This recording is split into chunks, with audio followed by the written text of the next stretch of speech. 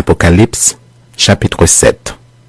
Après cela, je vis 4 anges, debout aux 4 coins de la terre.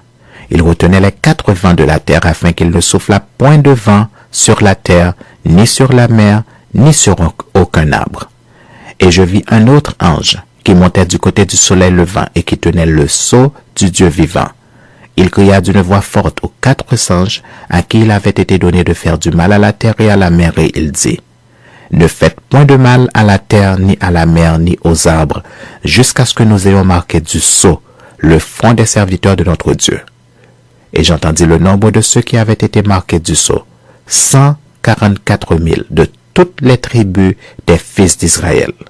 De la tribu de Juda, 12 000 marqués du sceau, de la tribu de Ruben, 12 000 de la tribu de Gad, 12 000 de la tribu d'Azer, 12 000 de la tribu de Nephtali, 12 000 de la tribu de Manassé, 12 000 de la tribu de Siméon, 12 000 de la tribu de Lévi, 12 000 de la tribu d'Issachar, 12 000 de la tribu de Zabulon, 12 000 de la tribu de Joseph, 12 000 de la tribu de Benjamin, 12 000 marqués du sceau.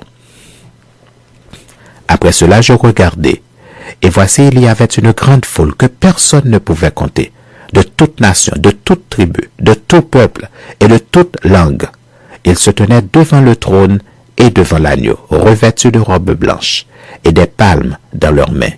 Et ils criaient d'une voix forte en disant: Le salut est à notre Dieu qui est assis sur le trône et à l'agneau.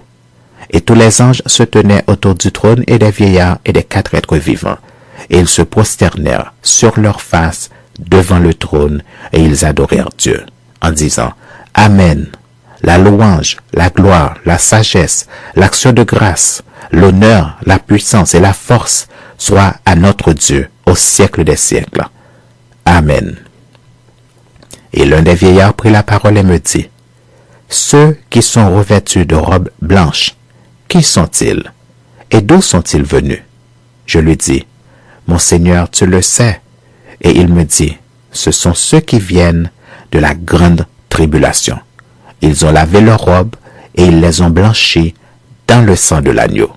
C'est pour cela qu'ils sont devant le trône de Dieu et le servent jour et nuit dans son temple. Celui qui est assis sur le trône dressera sa tente sur eux. Ils n'auront plus faim, ils n'auront plus soif, et le soleil ne les frappera point ni aucune chaleur. Car l'agneau qui est au milieu du trône les paîtra et les conduira aux sources des eaux de la vie. Et Dieu essuiera toute larme de leurs yeux.